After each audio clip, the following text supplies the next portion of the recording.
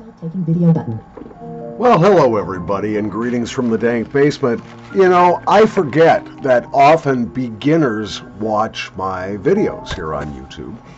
And I think every once in a while I would like to share some of my relatively limited experiences with beginners. So that's what this is about.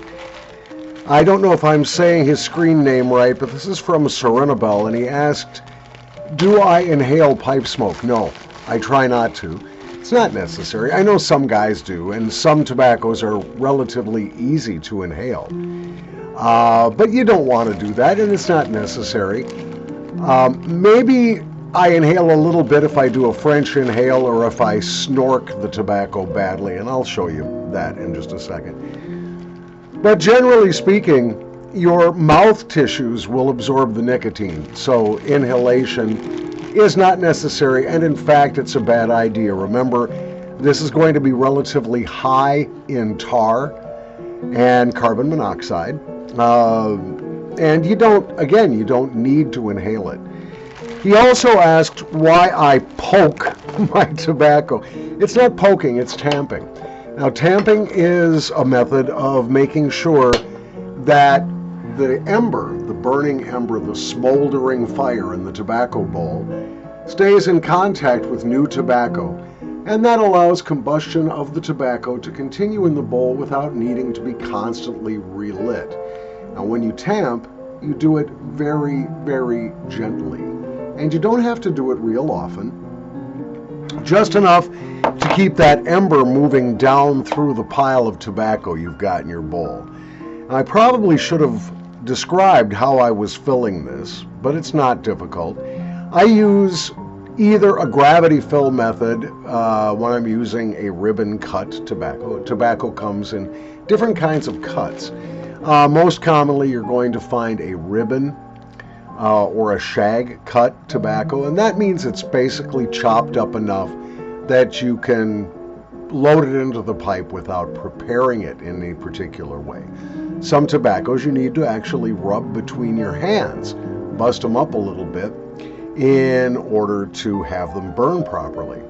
Now, the most common method that I've seen and that I use is called a three-step pack. You have to remember that packing it comes in 3 steps and in 3 levels of strength. You start out with a little bit in the bowl, shove it down very gently, baby strength, with your fingertip. Don't use your tamper.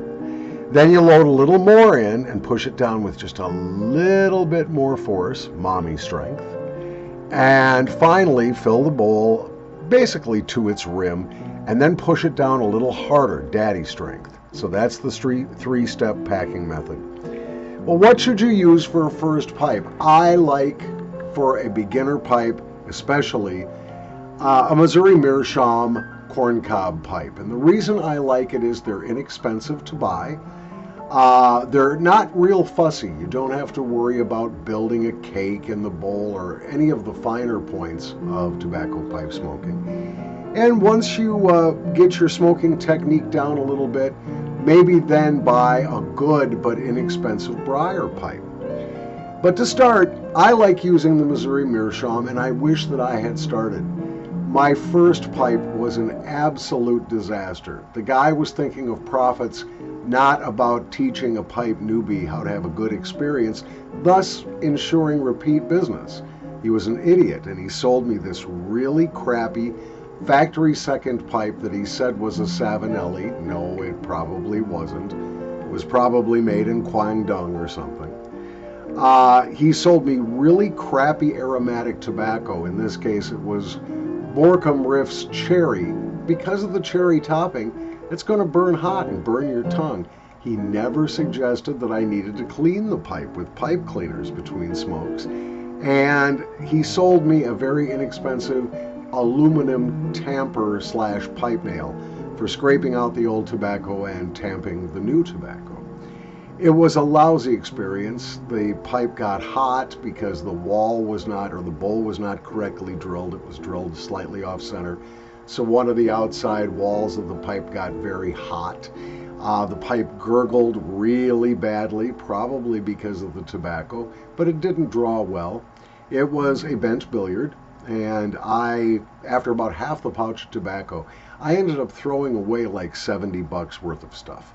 The pipe, the remainder of the tobacco, and the pipe nail all went into the garbage because I just couldn't deal with it. It was not fun to smoke. It burned my tongue. And that's why I suggest going for an inexpensive pipe like a Missouri Meerschaum. This is the Danish spool. This does accommodate a filter if you want to smoke filtered. Filtering is nice because it keeps little bits of tobacco and juice from going back into your mouth. This also has a hardwood insert at the bottom, which means you're not going to burn through the bottom of the corncob pipe, nor are you going to accidentally poke through it with your pipe tool.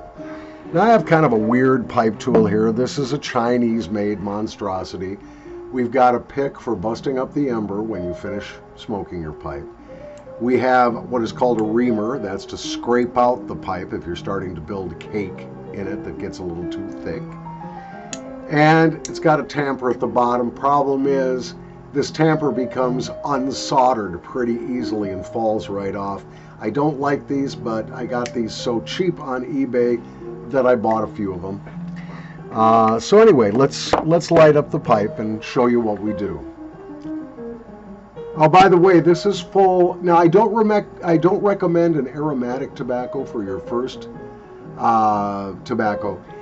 Look, the American-style aromatics are topped with or dressed with some kind of syrupy goo that makes them taste good. And it might be a cherry flavor, like my first tobacco. It might be a rum flavor or something. You want to start with something a little more neutral than that. And I only say that because with the aromatics, especially if you puff too hard on them, that syrup starts to boil. And imagine getting boiling sugar on your tongue. It's not pleasant. You get what's called tongue bite. That is a mild chemical and steam burn on the tip of your tongue. You don't want that, and it's not necessary. So I would recommend going with an inexpensive, just straight burley blend, maybe.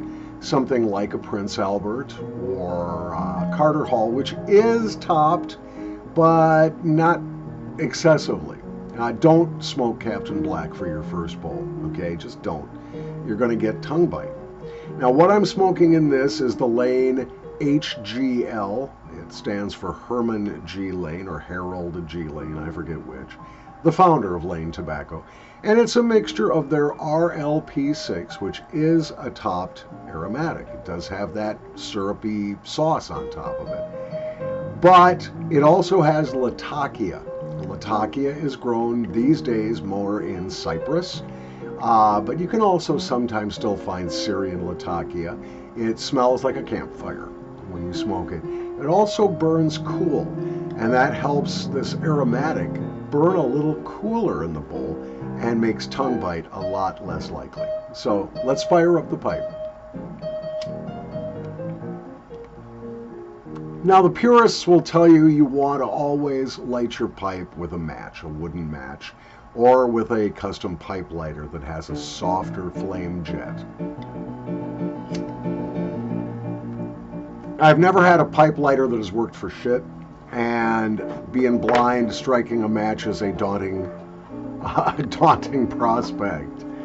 So I just use a Bic lighter, but they do say that the butane in a Bic lighter is kind of dirty and will affect the taste of your tobacco, but that's what I use. Now, the first thing we're going to do is we're going to do what's called a charring light. Okay, that gets the tobacco ready to actually be lit on fire. You only have to light it so you get a little thin layer of charcoal on the top of the pipe. And I don't know, maybe you can see that. Oops, maybe you can see that. It's just a little bit charred.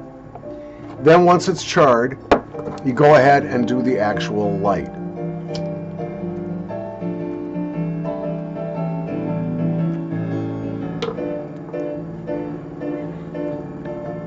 Puff it gently to get the tobacco burning. Now you can, at this point, you can tap it gently, tamp it. I really wouldn't need to at this point. I filled this a little tight, and it does have a balsa wood filter in it, so the pipe is not drawing particularly well. If that happens, you just bust the tobacco up in the bowl, loosen it up a little bit with your pick, and repack it.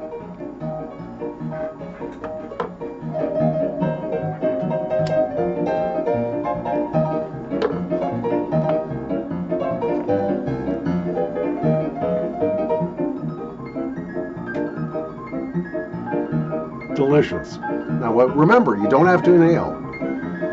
Here is what is called snorking. Take a mouthful of tobacco smoke and blow it through your nostrils without inhaling it. Watch.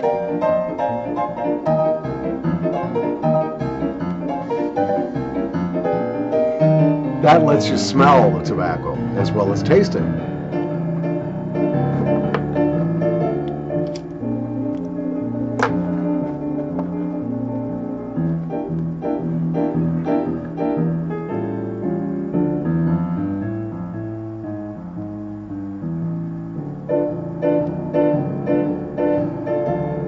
Delicious.